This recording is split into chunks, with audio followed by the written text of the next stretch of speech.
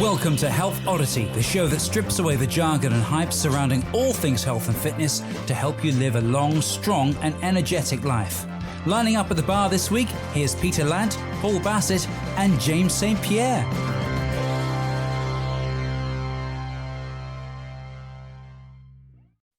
Hello and welcome to the Health Oddity podcast, episode 141. Now we are joined today by a very special guest who we rescheduled. I've mentioned her a few times over the last month, I think.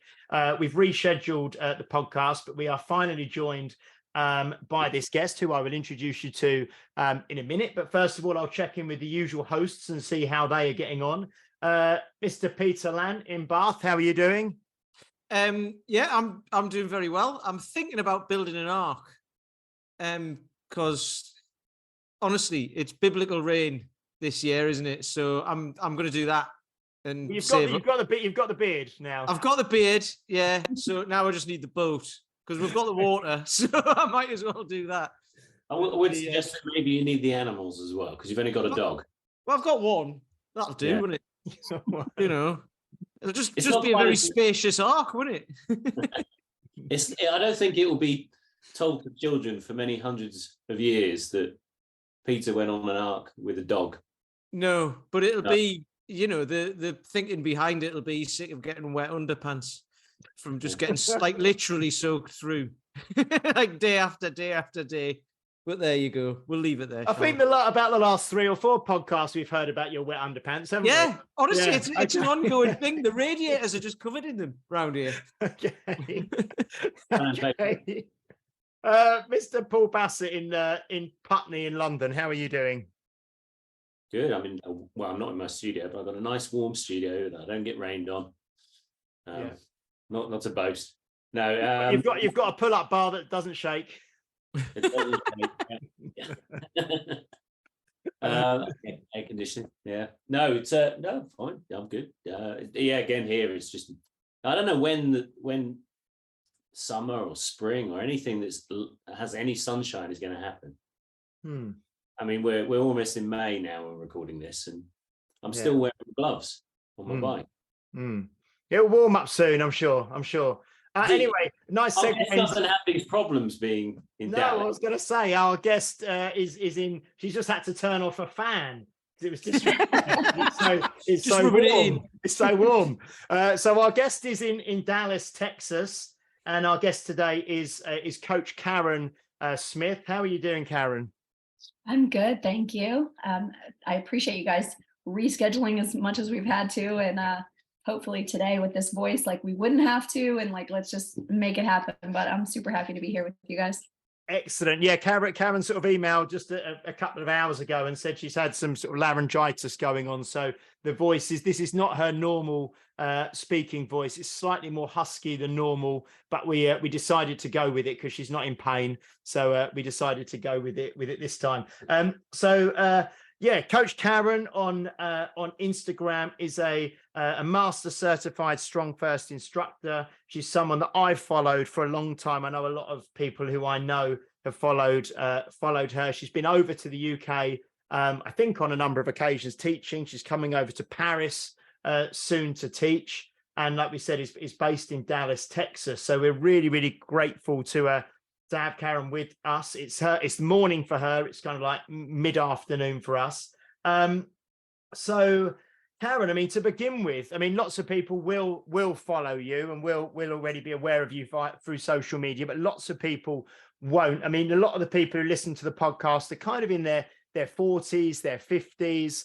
They're people who are interested in living a long, strong, energetic life and kind of making their life better through lifestyle, exercise, training, and living a more healthy lifestyle, really. So can you just kind of maybe start by telling us a bit about yourself, your background, how you got involved in training, your training history, and then your kind of career, I suppose. And I know you've been involved in training for a long time, so it's a big question, but we can kind of dip in with questions on the way, if that's okay. Sure, absolutely. I would love to. It is a long story, but I'm going to try to put it in the shortest way possible for you. So athlete as a child, So I did gymnastics, cheerleading, a little bit of track, wasn't great at it. I'm not a runner. We still have a joke nowadays that if I'm running anywhere, I just need to be faster than one person, right? Outrun a bear, just one person to be faster than. So I run every now and then, but I prefer to lift heavy things and just stay strong.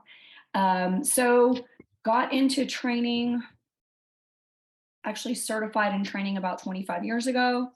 And originally it was just growing as a personal trainer and kind of the basics of, the old style of, well, if you're kicking someone's butt, then you're a good trainer, right? Like, oh, I'm going to make them sore, or I'm going to, just go through. I think a lot of it was going through the motions and learning, like so many new trainers, and then really stuck with it for a while, and then found out about Pavel. And that kind of just changed my whole mindset on the way that I train, the way that I looked at training. I stopped being that woman that was so fearful of lifting heavy because I was going to get bulky or I was going to look like a man, right? That doesn't happen unless you do a lot of other things to make that happen. But that was my fear for a long time. So when I came across somebody who was training kettlebells, and I heard about at the time it was the RKC, I went to that certification, and I tell everyone all the time, it was like the heavens open. I was like, here's my people. I found where I'm supposed to be. And I just never really looked back from there. It was like, I just went to any workshop that I could go to. I traveled all over the world. Like if Pavel was teaching something or other people that I had met through him, I was like, I'm there, and opened a gym. And then all my students started going to everything. They saw my passion for it. And so they started tagging along. And so it was like, here's Karen and her entourage of people that would go to all of the workshops, no matter where Pavel was at. And I guess from that, it just kind of put me in that space where I was in the right place at the right time. And he promoted me to be a team leader at the time for the RKC. And then from there, I went from team leader, senior.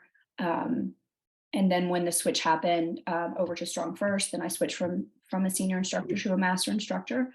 So basically found the kettlebell and the certification. I think we went to my first cert in 2008. And just from there, it just anything and everything I could go to get certified. And so I started teaching as a team leader in 2010 for him. And yeah, I mean, that's pretty much been my main thing since then. I'm still doing it. I'm super passionate about it. Love traveling the world. I love that COVID isn't keeping me from traveling the world anymore.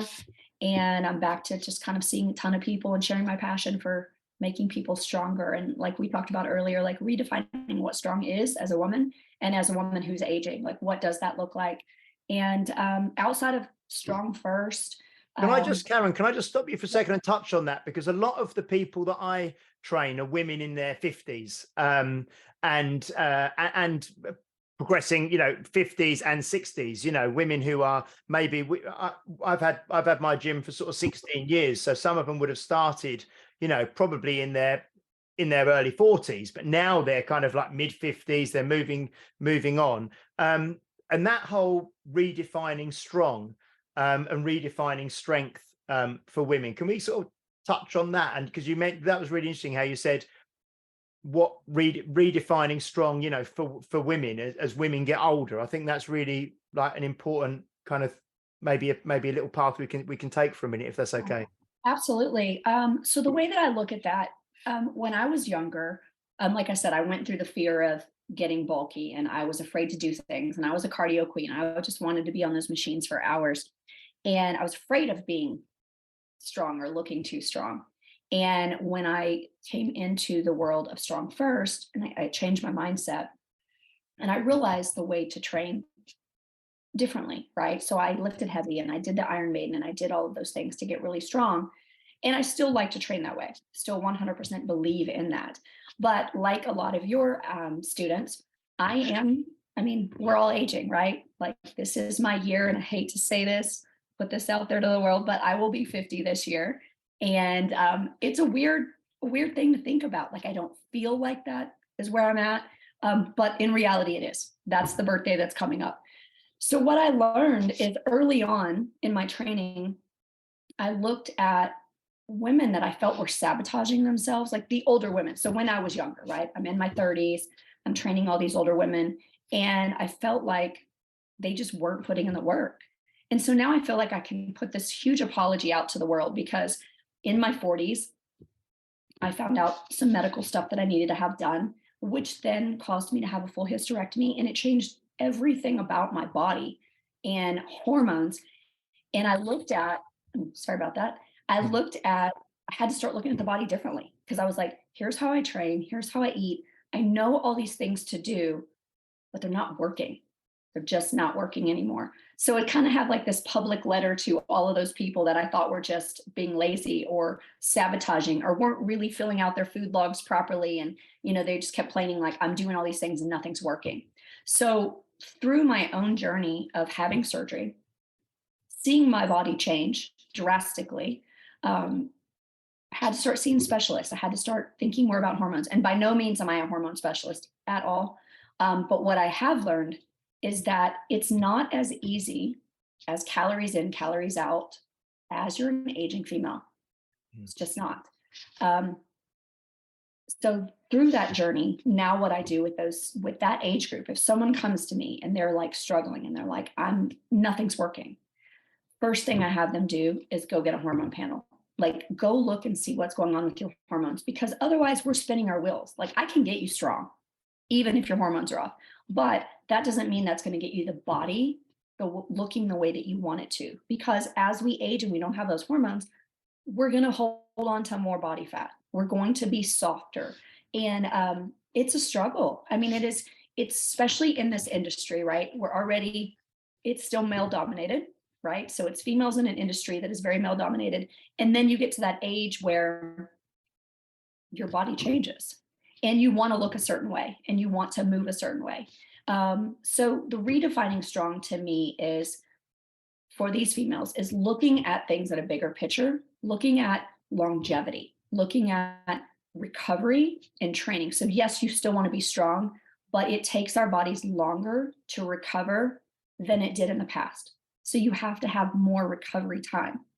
And to also get into redefining strong is also a strong mindset. Like, if you're always looking, and social media is the worst for this, and I'm trying to teach my daughter this from an early age, social media allows you or forces us to look at things and basically pick things apart. Like, it puts you in this perfect, like, oh, everybody over here is doing this perfect thing, when really we know that's just the show reel, right? No one is perfect. Or we're seeing these bodies where everybody just wants to be half dressed and show off. And if I angle in a certain way in the camera and do something, well, then I'm going to get the likes and the following. But that following doesn't mean loyalty to what you're doing as a coach, as someone who's actually hiring you. Yeah, you might have a huge following and you might look a certain way, but can you get them to understand smart training, longevity, what's going to keep me healthy and strong, right? So what is strong? Strong is relative, but it's not just physically strong, it's mentally strong, it's emotionally strong. And then that can carry on to other things in your life. Yeah, I mean, you mentioned there kind of getting a hormone panel done, and we mentioned this a couple of weeks ago that the three of us were chatting that in America, we listen to, I mean, I think we all listen to lots of sort of American podcasters and YouTubers and things, and we kind of research and read books and things, and a lot of I don't know, I think America's always kind of a certain, with everything good and bad, is kind of is probably 5 years in advance of what we are over in the UK, so we were talking about hormone panels like for men and things like that, because I think in this country, so I know you have a different healthcare system, obviously, where you are, and everyone's kind of on well, you kind of, you pay, don't you? You get what you pay for, and the more money you've got, the better care you get, in terms of insurance and things. But is getting like a hormone panel done for women or for men, for anyone in the States, is that kind of a fairly straightforward? Is that like just a transaction that happens that you just go, or you need to get referred for it, or how does that work? It's really dependent on the insurance that you have and the doctor. I mean, when I was going through my journey of having surgery, and there were things I just didn't research enough, right? They're like, hey, you need this surgery because you're at high risk for cancer. So it was an elective surgery. So by going through that process and then not having hormones, I went through all different doctors, all different specialists, spent a lot of money because female hormones in the US is not covered by insurance. So to get a hormone panel and to get a full panel where they're really looking at everything, you have to end up going to a specialist, and you're going to spend a lot of money. It's unfortunate because there's still a lot of doctors that feel like women don't need hormones. And so it's a battle. HRT replacements. So Yeah. the replacement, right? Okay, wow, okay. Yeah, so it's a battle, and I'm still back and forth with different doctors because some are like, "Oh, you should only have testosterone, and that will make you feel good," or "You should only have progesterone and estrogen, and women don't need testosterone." And it just really is dependent on who you go to. I even had one doctor, and obviously I only saw him once. He actually told me, because I was telling him, "Look, I'm a coach. I know how to eat. I know how to train. But my body's not responding to this anymore. It doesn't matter. I can be in a huge deficit and nothing's changing." And he flat out looked at me and said, "Well, it really drives me crazy when women want to blame weight gain on a surgery. I'm going to give you, all you need is testosterone, and then you can be on your way." And I'm like, "Okay, well, we're done here." I hope you stood up and walked out. I did. Well, I got the shot first because I needed that. I'm like, "Okay, well, you give me the part that you're going to give me." And then the next day I went to someone else and I went to a specialist. So Wow. then I had to pay again and work through that process. So that's the hard part, is when you're meeting all of these battles in the medical field because they just want to tell you it's inevitable, right? When I found out that I needed the hormones, it wasn't, yes, my body had changed and that was uncomfortable, but it became more than that. It wasn't just weight gain or more body fat. It was my joints started to hurt. I couldn't straighten my arms out the same way. I couldn't stand up and straighten my legs out without looking like I was 80. And I was like, this is my job. This is my livelihood. So I started doing the research, and I kept running into roadblocks. I had one doctor that was like, "Well, if it hurts to squat, don't squat." Well, that's not how you're going to have a life, like a long, strong journey in life, is to just give up anything that causes you pain. So I kept seeing more people. He was like, "Oh, just stretch more." And I was like, "Well, clearly you haven't gotten to know me as your patient, because I'm hypermobile. It's not just about stretching for me. Like I have the mobility." And then when I got the right hormones, all of that pain in my joints went away. And I started functioning well again. And I could do pistols again and one-arm push-ups again. So all of those things we're able to do, but we also need to know what those barriers are. And without those, you might be hitting a roadblock as you get older.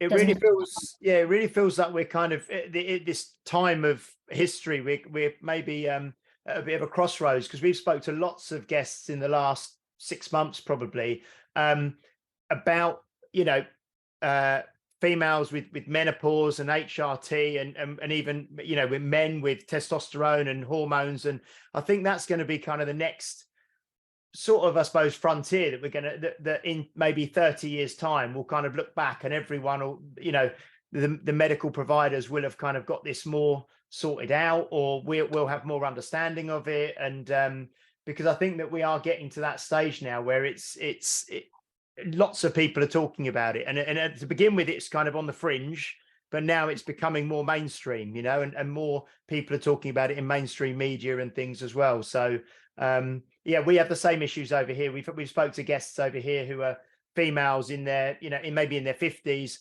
about hormone replacement therapy and things, and saying, because even I think I may be wrong, but on the NHS, it wasn't covered on the NHS over here when we spoke to people, and you had to go to really get taken seriously and to get proper diagnosis and proper prescriptions. People were needing to go to special private clinics, specifically for women's health and things like that. But yeah, so I think it can be very frustrating because you're having to shell out so much money for something that the doctors keep just telling you they're not. And insurance, I hope over time insurance is going to cover it, because I had my surgery in 2016. So for all this time now, I've still been playing the game of trying to figure it out. Like where's the right hormone level for me to stay here versus, everything to be kind of up and down. And at that time, I spent thousands and thousands of dollars just to get where my body can feel good, and then still keep performing well, because I want to keep performing as long as I can. I've always been that person I want to walk the walk, you know. I don't want to just talk it and teach it and talk about it. I want to actually be able to show that I can still do all of these things. And that's the part that I'm trying to show other people. Like, redefining strong is not just your body and aesthetics, right? It's the mind, it's the emotional aspect. It's like, how do you handle the aging process and do the recovery to keep yourself feeling young, looking younger, and moving well into your older years. How do you differentiate? So when you've got a client who is struggling to lose weight, and they do fall within the demographic that you've just been referring to, how long do you, at what point do you say, okay, now we need hormonal intervention? What would give you the triggers that perhaps the basics were covered? I mean, how do you have like a timeline? Like, so this person should be losing X number of pounds in the next 3 months, 6 months, or do you ever, because it's quite easy to, I mean, my skill set is not hormones. So I would be thinking, are they applying the principles? How do you, because you obviously achieved quite a lot, you know, you're given your position within the SFG, in Strongfirst, you know, you're covering all those bases and you're probably implementing them extremely well. Whereas our clients are kind of like, they're like novice musicians. They're just banging out, you know, basic tunes at first. When does it suddenly become a hormone issue for you? Well, for me, here's the thing, is I'm kind of lucky, and I call it luck because like I said, being in the right place, being in Strongfirst, people come to me normally for strength. So I don't get a ton of clients at this stage of the game where I'm having to worry about meal plans. They're like, hey, I want to do a 1-arm push-up. Hey, I want to go to the SFG. I want to deadlift. I want to pull up. So we can go that route and that's fine. But if they come to me and they're like, I'm unhappy with my body, I need to lose some body fat. And it's rare that happens now, only because of the niche that I've, you know, kind of where I'm at. But normally, if they come to me and they're like, I've been struggling and I've been doing, and they lay out all the things that they've been doing. And before we even start, I say, this is my recommendation.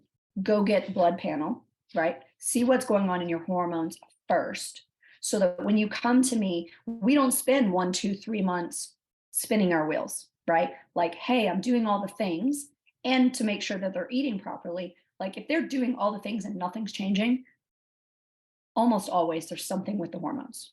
That's what I found. And because I'm not a specialist in hormones, I just recommend the hormone panel, let them and their doctor talk about what's going on. I do have some other people that I can refer out to that I know specialize in hormones that are trainers.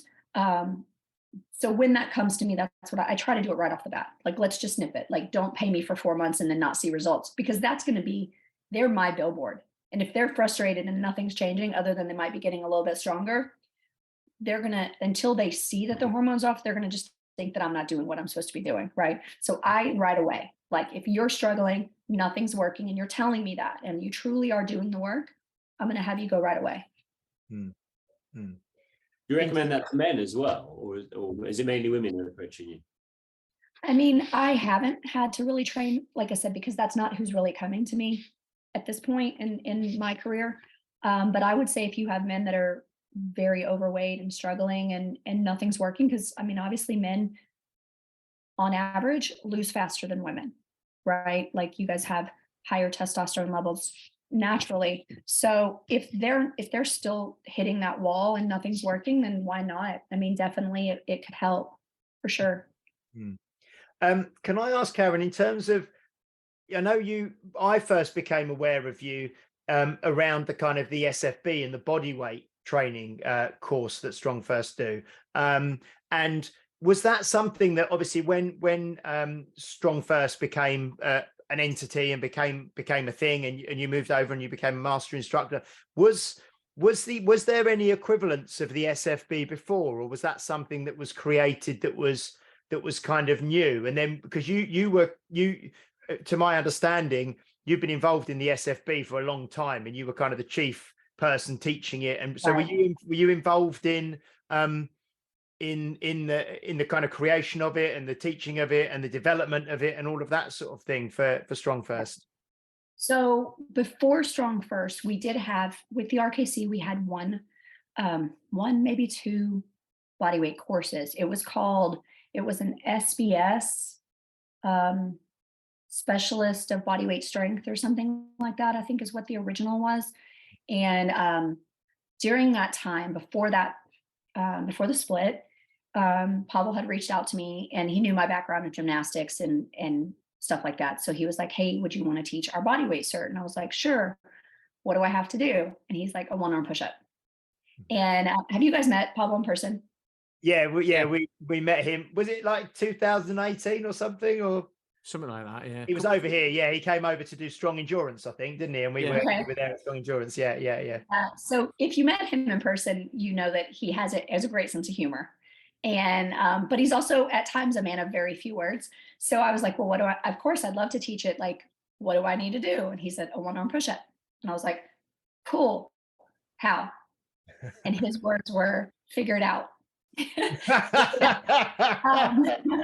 So at that time, there was no manual, right? We were going to go into this workshop. And I think the workshop, we even wrote the manual, like part of the manual while we were there, the people that went, because there was a lot of leadership that had gone to that event. And it was shortly after I had done the Iron Maiden. So I was already fairly strong. Just before you go on, Karen, can you just explain just to the listeners, just the Iron Maiden, just to remind people what it is? Because we may have mentioned it on the podcast before, but many people might not know what it is. Sure. So the Iron Maiden is the female version of the Beast Tamer, Beast Tamer is where men are going to do a pull-up, a pistol, and a press with a 20 and 48 kilo. And then females would do that with a 24 kilo. So at the time, it wasn't even called the Iron Maiden when I started training for it. But in March, I think it was March of 2012, I did the Iron Maiden. And then I think it was like June that he was like, hey, you want to do this thing? Sure. Okay. So at the time I had a gym, and it became everyone's goal. I'm like, everyone is going to try to do this, because I needed the research of not only getting me there as somebody who was already fairly strong as a female, but how do I get anyone there, right? Any age, any fitness level, to be able to do a 1-arm push-up and a 1-arm, 1 leg. So we started developing progressions. Everyone in my gym at the time would work on it. We started at the wall, and then we made our way down. And at that time, I think it took me 4 months. I think I went to, July, August, September. It was like September, October. So 3.5, 4 months to go to that first event and test out. So I passed the test that weekend. And then, of course, there it just kind of grew. And I started really teaching that event, because there were less and less people that were able to teach it. And it was so new. And then from there, because I kind of went that division and tried to start growing it, that I became the chief of bodyweight at that time. We don't run it as chiefs of each different modality now. It went from chief of all the modalities to director of education, which is where Brett's at, because Brett was the chief of kettlebells, Doc Hartle of barbell, and then me of bodyweight. So the goal was just to have it more known and keep growing that. And we have them. There's so many options for bodyweight now, and so many progressions. And now we test more things. Back then, there was only one test, and it was 1-arm push-up for females, 1-arm, 1 leg for men on one side. That was the strength test. And so now we do testing of pull-ups and pistols for the technique test, and then still do the push-up. Excellent. And you still teach SFB? What will you be teaching when you come over to Paris in a few months' time? It will be the bodyweight. Yeah, SFB. So I teach the level 1, the level 2, and bodyweight. I teach probably more bodyweight than anything else, again, because there's fewer people who can teach it. Like, I think you said John's coming to you guys. Yeah. So John Ingham, myself, Fabio, and Pavel Mosek. Yes. Yeah. I think Peter Lactose too. So there's like 5 of us that teach the bodyweight at this time. Yeah, Peter Lactose did. I did my HKC in about 2010, I think, with him. Yeah. And Awesome. and we've had Pavel Macek as well. I've met him. I think he was at Strong Endurance, wasn't he, Pete? Yes. Yeah, he was. Yeah. So no, that's great. He was also at, I think they were both at FMS with Brett, Brett was there, and Tommy Blom, and everyone was there. Foundational Strength, wasn't it? I think Foundational Strength. Yeah. That's great. Yeah, I mean, I love all of those guys. Like, it's, I mean, it's such a good, I call them my strength family. It's like we're just bonded by, Strongfirst. And Pablo Masek had come over. Well, I had gone to Prague and taught in his gym some workshops, and then we went over to Poland, and he shadowed when I taught the SFB in Poland, so that he could then start teaching it. So now he's, which came in really handy because that had happened actually right before COVID. So it allowed him to be able to do stuff over there when I couldn't get over there. So it worked out really well. He's a great guy, great instructor.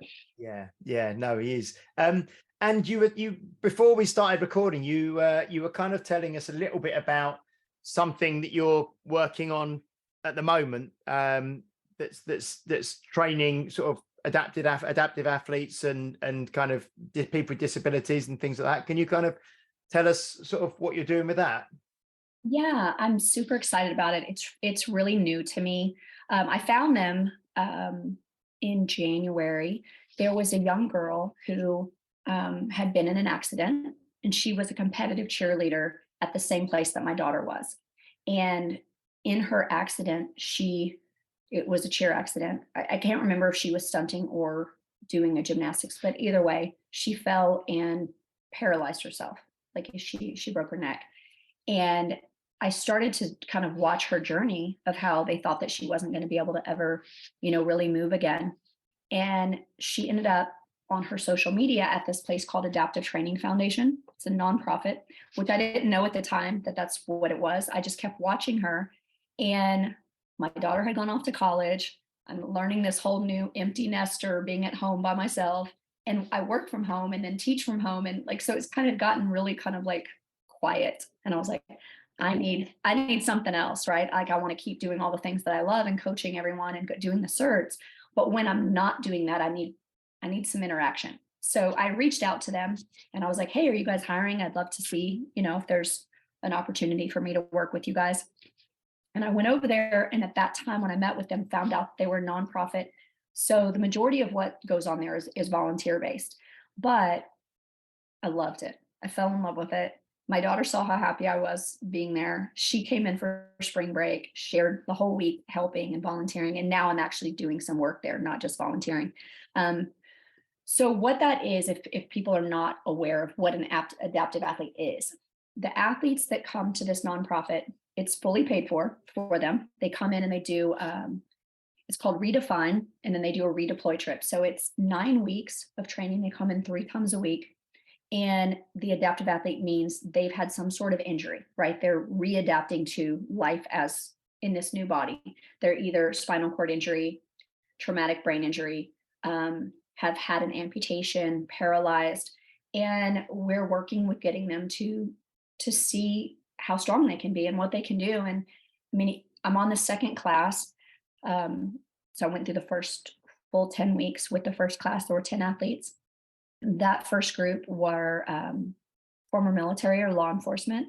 This one has a mix. There's a lot of civilians in this group, all have a different adaptation, and it's learning to do the same type of training, but being able to adapt it to whatever their needs are. Are they learning to just get out of their wheelchair and try to learn to walk again? Are they learning how to use their new prosthetic leg or arm? All of those things. Like, there's a gentleman that I worked with yesterday, and it's so amazing. I can't wait to kind of show his journey on my social media over the next 9 weeks. But basically, he was in a car accident, and when he got to the hospital, the doctors basically said that he was not going to be able to function again. Like, he would live in this hospital bed, and even had the nerve to say, like, hey, you're going to need a trach. You're not going to be able to talk. You're not going to be able to walk. Like, kind of saying, like, do you want to live this life? And if you don't, like, we'll just let the family know that it's probably good to just kind of take you off support. Luckily, they didn't. He didn't want that. He ended up being in a bed for 9 months, ended up getting terrible, terrible bed sores, like massive bed sores. But they just thought that he was never going to be able to function again. And yesterday, okay, so we're in week 2 with this class. So that is would have been his 6th training session. He was up out of the wheelchair. They help him get up. He walked 95 steps across the floor, slow, but like learning to balance, learning to walk. I mean, it's truly amazing. And then we got him connected into a machine, squat machine, where, it doesn't have the 100% access to like hands and gripping and movement or mobility, which is what I'm working with them a lot on. But they strapped him into where he could kind of hook bands into the arms and was able to squat. And so it's like teaching him, like, yes, you can walk. Yes, you can build up the strength and get to the place where you can get yourself up in and out of your wheelchair again. So there's so many people that have been told that they're never going to walk again, and they're doing things. And if nothing else, maybe they won't walk again, some of them, but teaching them to crawl, teaching them to build strength in their core, instead of just thinking like you're done, like you're injured and you're incapable. It's so empowering to see what this foundation is doing, that I'm like, I want to be there any moment that I'm not training my clients online, and any moment that I'm not teaching certifications. It's just truly inspirational. Yeah, I saw on your social media this, the gym, because it's obviously a facility, isn't it? That's there. And I was going to kind of ask you, oh, what's that? Because I hadn't seen, because it's only recently that I've seen that on your Instagram and things. So I knew you were doing something, training differently. Yeah. Oh, that's fantastic. And yeah, it's really amazing. Yeah. And it's like you say, some people, we speak about this quite a lot with different guests we've had on, but people get given either a medical diagnosis or something. It could be, type 2 diabetes. It could be, some kind of cancer or something. They're given a diagnosis and they're almost, can give up, and especially if they're told basically to give up, like some of these people that you're talking about are told, look, you'll never walk again, you'll never be able to do this again. And it's just people maybe accepting that diagnosis. And like you say, not everyone will be able to have a full recovery, and they might not be able to walk again, but you can certainly improve the quality of life for these people. And there's more in this program, and that's why I recommend, if anyone wants to check it out. I mean, the foundation website, the donations are huge, right? Like that helps these people go through these programs. Otherwise, they're going to come into these same insurance and doctors that just say, oh, that hurts, don't do it. Or, oh, you're going to be limited to a chair. I mean, the last athlete that I had probably was more capable in the gym than fully functioning, that people that are not injured, right? So the last athlete that my main athlete was injured in the military, and it caused him to go blind. And the things that he could do in the gym would just blow people away. Like it was, and it's a huge, not just being physically strong, but being mentally strong and positive in your mindset. So there's that aspect too. So not only do they come into this organization and get the physical training, they go in and they talk and they get to build the community, and they speak about what their fears are, what things are holding them back, where they want to go, right? It's like, we want you to see that you are capable, and this whole community is here for you to feel, like, realize that there's people that feel just like you, that move just like you, and that you can be better and you can be stronger, and you continue to be an inspiration to everyone else that sees you that might at some point end up where you're at, because we never know when an accident's going to happen. Yeah. And do you find that you said the first sort of wave that you did, the first course that you did was mainly, or was exclusively, kind of former military and law enforcement and things like that, and now it's a mix of both? How does that kind of dynamic work? If you've got, I think you said you've maybe got 10 people in a cohort, as it were, moving through. If you've got a mix of military, law enforcement, regular civilians, does everyone, because they obviously, people from like more of a military background and more of a law enforcement background might be slightly different personality and slightly different. They're used to training, they're used to being pushed and things. Right. Does everyone support each other? Do they work as a group as well? Yeah, during their training, there's team events that they have to do together. But also for the military ones, some of those team events, those bonding events are going to be like, maybe they're going to go shooting, or maybe they're going to go, there are other things. There's different sports. So the end of the last group, by the end of the 10 weeks, they all went skiing and snowboarding together. So there's team events to make them bond. But also the other what I found, and I have a lot of experience with military because my ex-husband was military. So I've kind of been around that, and my family's police officers. So it was a good place for me to start with them and come in because I understood kind of what they've been through, at least on the as a family side of it. And but what we had to do with them is a little bit different. Is they're used to going hard, right? But sometimes when you've been in something and you're used to going hard, you still want to push that hard, and maybe you push too hard, right? In order to not have to think about the things that you've dealt with, I'll just stay busy. I'll just work out all the time.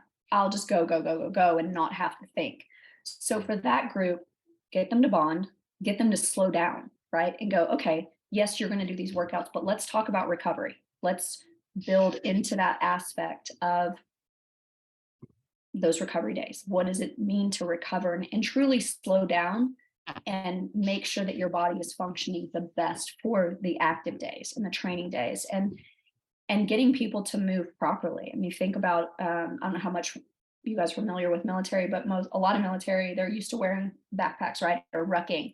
So they're already more rounded shoulders, hunched back, tightening in the pecs. So the big thing that I worked on with that group from the start is building back good posture, like how to get those things loosened up and spend time doing the things that we don't like to do, right? We want to do the things that are like cool and heavy and sexy. And sometimes you have to slow down and you have to do the movements and the mobility and those things that you don't like to do. So that's kind of where I'm working with people there and trying to like pull that to them because they know how to push hard, right? All the trainers there know how to push people hard, and you kind of have to push to that mental side. It's a little bit different type of training than what I would do in Strongfirst, but it's inspiring, it's rewarding, and I mean, I would recommend anyone, if they ever get the opportunity, to kind of be around that. And it also makes you super creative in your training, because how can you train this way but then modify it for whatever that adaptation is?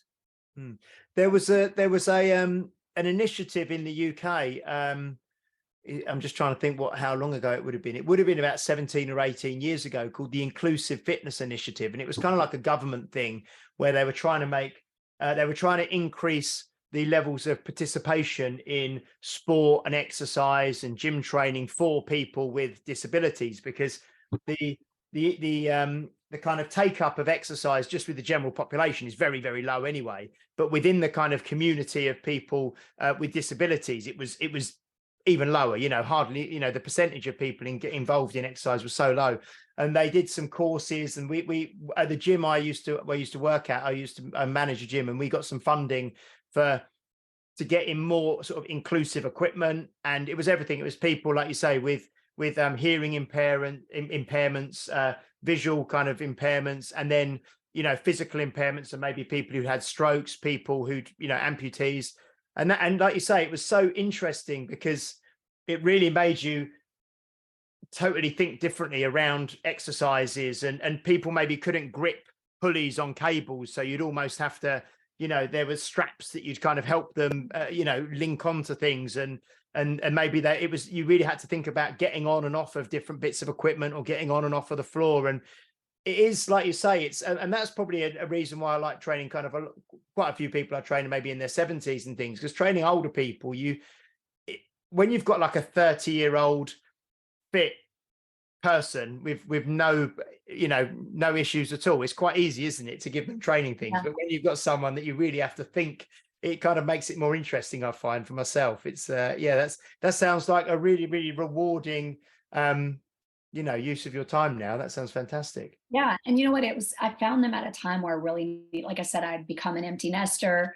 I was home by myself, and I also I've had a shoulder injury, and I was kind of down on myself. I was like, oh, I can't do my things right now that I'm used to doing. And so I had to remind myself to, you're going to have those times in your life.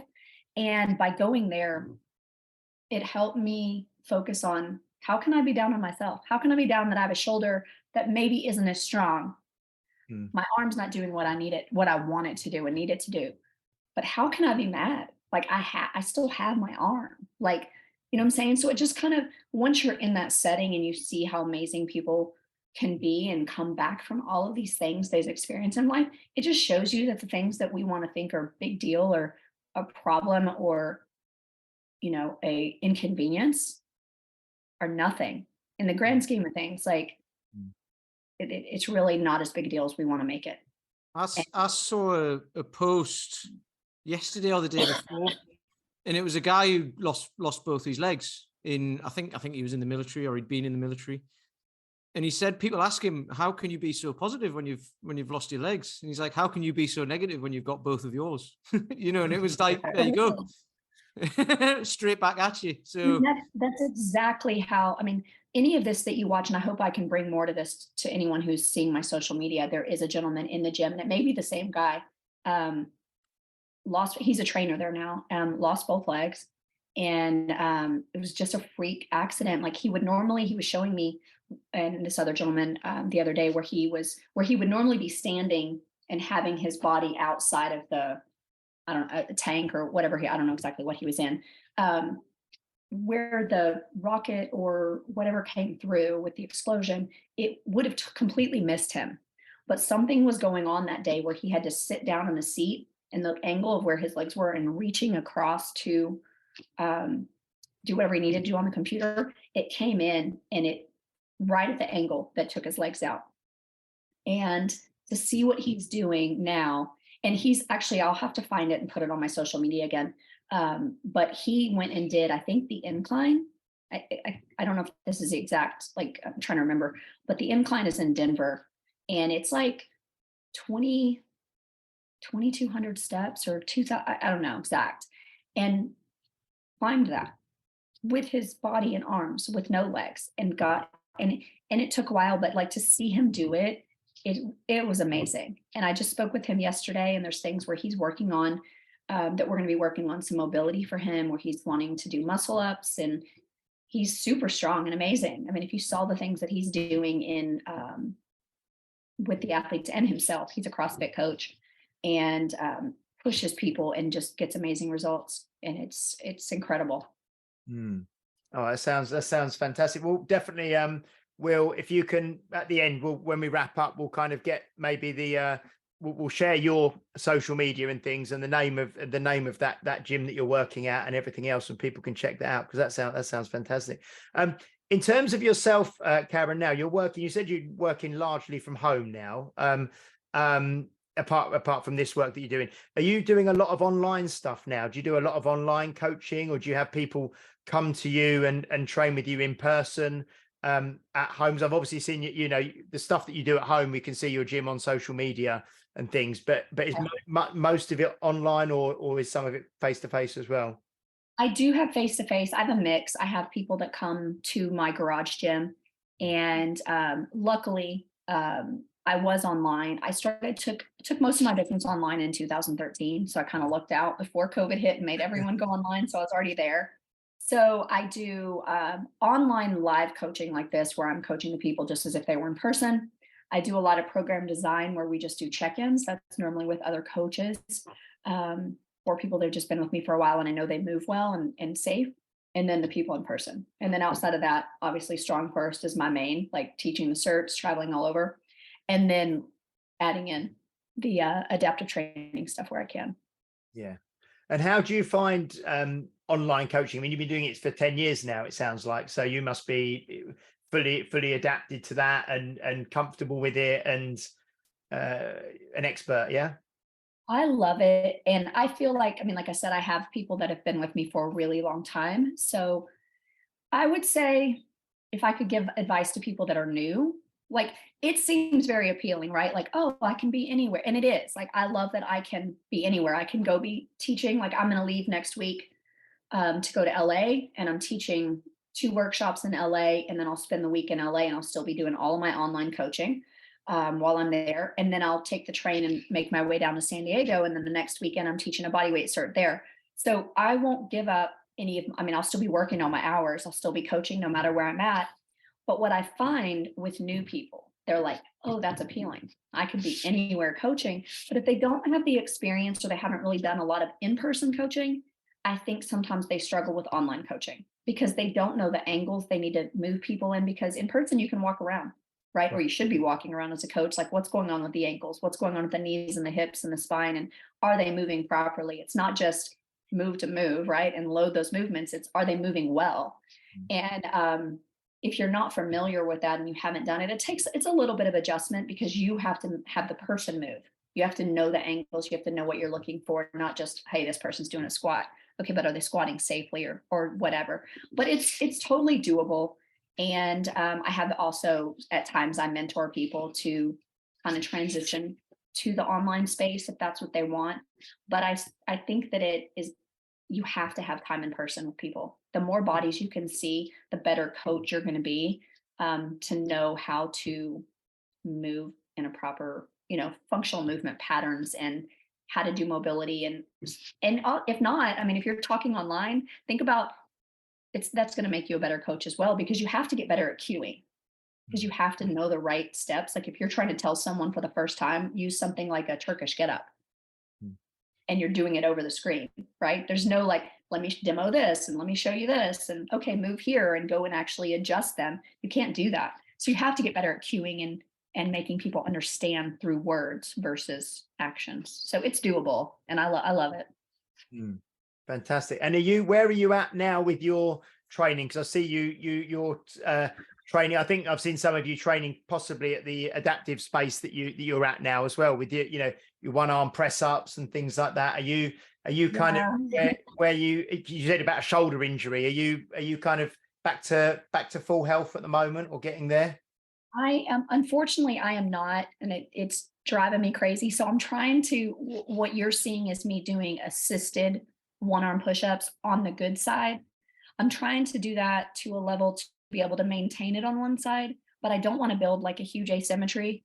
The day before we were all in lockdown, I was teaching a bodyweight certification, and someone fell on me from a handstand.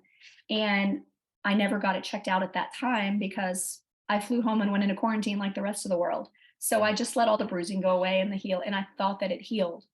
So I never got imaging or anything like that. But what I started finding is that every year I was re-injuring it. Like it just kept happening and I didn't know why.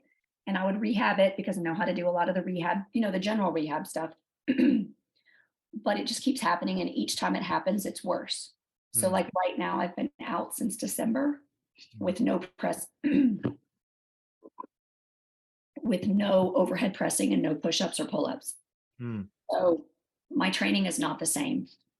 It's frustrating. I'm going through PT, but I think I'm finally going to have to convince the doctor, like PT is not enough. Like I need imaging. I need to know what's deeper, so that it actually gets fully better this time. Yeah. So I'm just trying to kind of keep my body redefining what strong is right now, as strong as possible, and learning to just be humbled a little bit and be like, this is where I'm at. Doesn't mean I can't teach and coach people, but I'm not as strong as I once was. So, but it'll come back. Just got to keep this strong right now. I think it's interesting. We'll start to wrap up soon, because we've nearly been on for an hour. But I was listening to, we've had Dan John on, I think 5 times or something like that. And I was listening to one of his podcasts the other day, and someone had wrote a question to him, and I think Dan's now, he's about 60, 67 or something, maybe. I think he's kind of, and he was saying that, and it's really interesting that he was saying that someone was a competitive power weightlifter, I think, still in their 50s. And they were asking if they can continue to get stronger from, I think they were 53 onwards. And he was talking about, strength as you age. And he said that sometimes, he said, you just know that you've lifted a weight on the platform and you're never going to lift that weight again, and he said it's hard, to kind of, when you've lived your whole life being very, very physical and being very, very strong. And there's an inevitability that is, we can slow down the decline and we can get stronger in certain things, but eventually, we're not going to keep getting stronger indefinitely. So it's a real, I think that kind of redefining strong as well as it's that Absolutely. That inevitability of aging, which is a bit sounds a bit depressing saying it, but yeah, it is. I agree with you. Like I feel like, and that's why that redefining is so strong. It's like you got to redefine your mind. You can't live in we call them the used to coulds. I used to do this, I used to do that. I was really good at this, right? Yeah, I did the Iron Maiden and it was amazing. And I was that strong.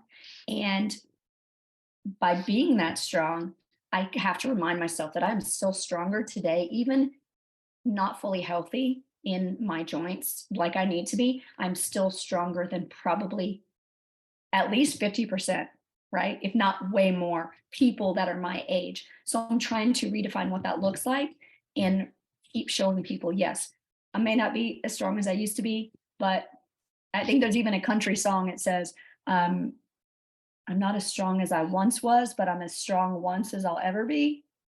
Okay. Right? Yeah. Yeah. Well, I just need to do one arm push up really good and one, but just kind of joke about that. But for real, like it will be different. So how do we keep our mind like strong and okay with the fact that we're not going to always do the things that we used to could? There is going to come a time where we're training smart training. We need to train smart for longevity, not to always be hitting the next PR. It's I want to be strong for life now. I want to be strong to live a comfortable life, keep showing people that you can be strong no matter how old you get. And but that strong is relative. It's relative to so many factors in the world.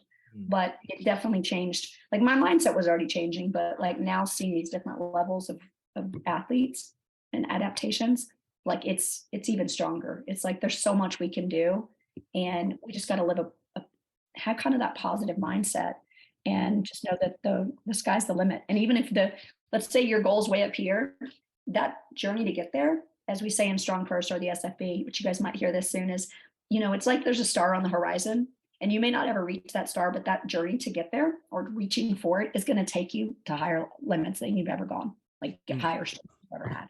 Yeah, no, that's fantastic. That's brilliant. That's a good place to start to wrap up, I think, Karen. I really appreciate it. I know your throat today. I really appreciate you coming on with us for an hour. It's been fantastic.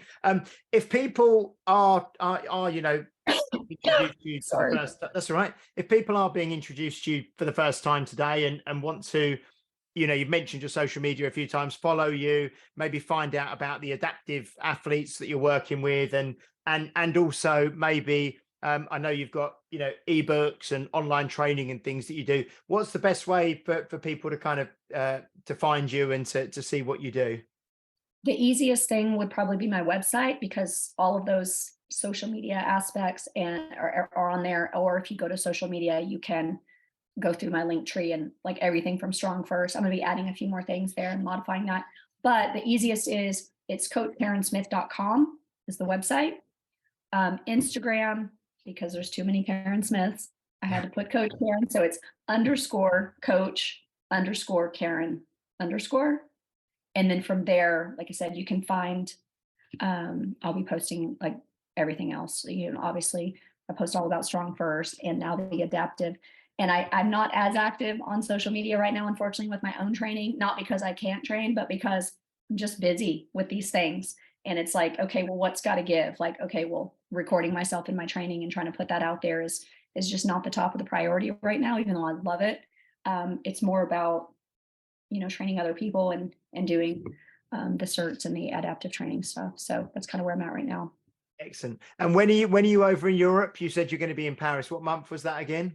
July. I will be teaching a bodyweight certification in Paris on the 14th and 15th of July. Fantastic. And if you do happen to come to England at all while you're over in Europe, it would we'll have to keep an eye out. It'd be great to catch up with you. That'd be fantastic. But Paris is only a train journey away, so I may join you. How far is the train? What is it? 2 hours to Paris from London, I think.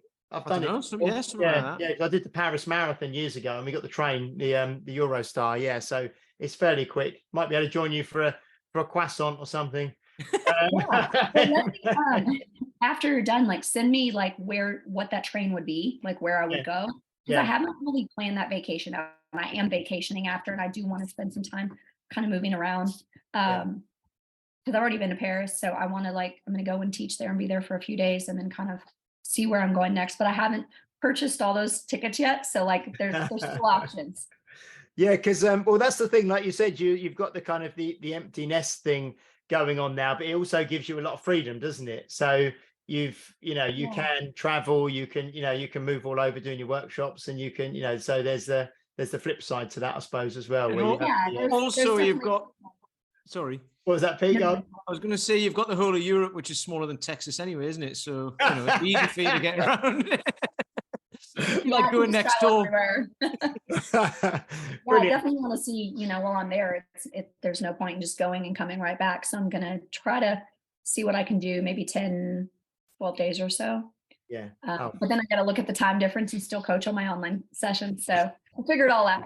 It's all doable. It's about 6 hours, isn't it? I think at the moment, the time difference from where we are for you. So Europe's only going to be an hour or two out of that. Yeah.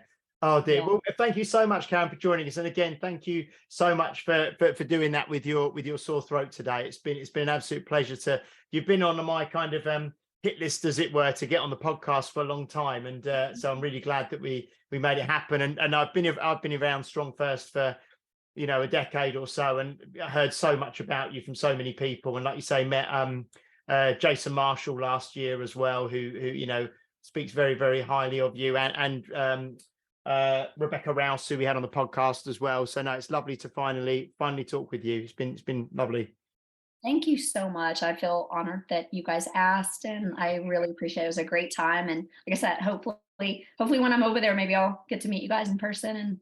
But I really appreciate it and love sharing, just sharing the passion for all things health and fitness and strong and all that. Excellent. And we'll definitely, redefining strong. I love that. I love everything about that. That was fantastic. So thank you so much for everybody for listening again. Please do like, share, subscribe, leave a review if you're listening on a platform that allows you to do so. If you'd like to join the Facebook group, just go into Facebook under groups and search Health Oddity, and one of us will let you in. We are back next week. I think we have Travis and Ted from the Summit Mentality next week coming on. So they're the guys who we spoke about a few weeks back, who did the relay up and down Snowdon in Wales for 24 hours. And now they've gone on to do lots of other endurance events and things like that. So we'll have them on next week. That will be episode 142.